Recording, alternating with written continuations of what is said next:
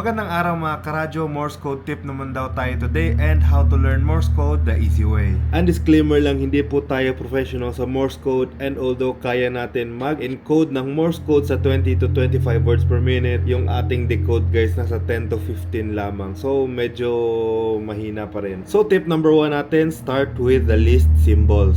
So nandito ang Morse code ng alphabet and as you can see, iba-iba sila ng numbers ng symbol. For example, ang letter A merong dalawa, isang dot at isang dash, dida. Tapos meron tayong ganyan na apat, dadididit, so bravo. B, itong C, dadidadit, apat din. So yung una po natin gagawin is magsisimula tayo sa mga letters na napakakaunti lamang ang symbols, kagaya ng E tsaka I. And pwede nyo itong pagpraktisan gamit itong Morse Mania. Ito guys, try nyo, press nyo itong receive. Morse Mania yung pangalan ng app. At kung pupunta tayo sa level 1, tingnan nyo, ayan. So pagsisimulan kanila sa letter E tsaka T, yung pinaka-konti ang symbol. So kagaya niyan, E, T, E, T. Yan, so punta tayo sa level 2. Yan, tingnan nyo guys, level 2, 2 letters na tayo, kasama na yung E tsaka T. Okay, so dadami ng dadami hanggang sa mamaster mo yung buong alphabet guys. Yan, so libre itong encoding at magkakaroon lang siya ng paid option dito sa mataas, pero hindi na yan kailangan. Dito lang tayo sa easy na mga steps. Tip number 2 is memorize mo yung Morse code by mouth. So yung in-law po natin na radio operator sa army for 25 years, ang tawag niya dyan is Charlie Mouth.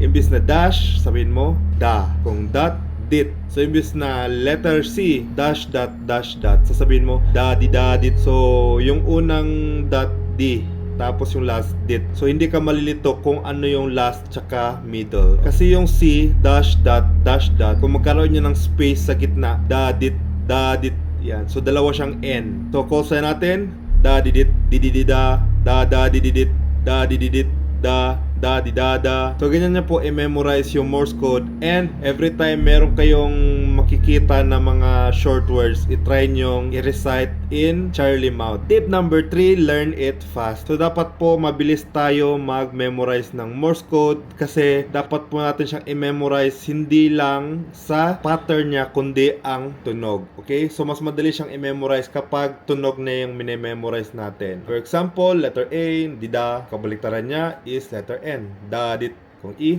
dit. Letter T, da. For letter X, da, di, da. So yan guys, sa pag-practice nyo, dadating yung panahon na mamememorize nyo siya sa tunog lang. Okay? Hindi mo na kailangan i-analyze kung ilang dot at ilang dash meron. Okay? Example natin ulit, letter F tsaka letter L. Okay? Yung letter F, dididadid, tapos yung L, didadidit, magkabaliktad sila. Pero yung tunog na memorize ko na at ganun na lamang kadali mag-decode ng Morse code. Tip number 4 is mag-practice ka na mag-practice, decode at encode. So para po makapag-practice kayo, ito po yung nire-recommend ko na mga app. Alright? So pagkatapos mong memorize yung Morse code gamit itong Morse Mania, ito pong Morse app. Yan. So pwede na rin naman itong CW Studio. Ito yung gamit ko mag-encode. Ang problema ko lang dito is kapag mag-encode kayo is letter per letter. Okay? So iset mo yung settings mo dyan. Magpapractice kayo is letter per letter lamang, kagaya nito. Yan. So letter per letter yan. Tingnan nyo. Yan. So medyo matagal kayong matapos mag-practice. At kapag nag-encode tayo, ito yung gamit natin. Ito yung free version.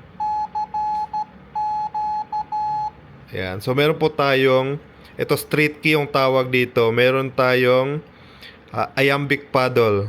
Okay? So ito po yung gamit natin kapag tayo ay nag-encode ng Morse code. Practice na po ito. Yan. Yan. Isa pa na mahirap sa Morse code pala is kung hindi tama yung spacing mo, hindi mo mabubuo yung letter. Yan. So masyadong mahaba yung space natin. At yan, nagkaroon siya ng space sa gitna. Yan. So yung isang space, equivalent yan to 3 dots. Okay, per symbol. Tapos space naman per words is 7 yata na dots yung space niya para makabuo tayo ng words. Anyways, ito po yung Morse app.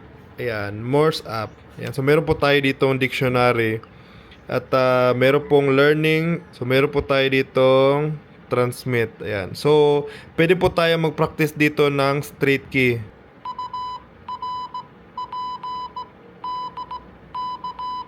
Ayan. So, ganito po tayo mag-practice ng encoding ng Morse code. Ayan.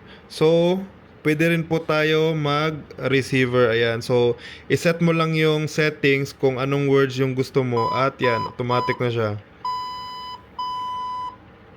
Ayan. So,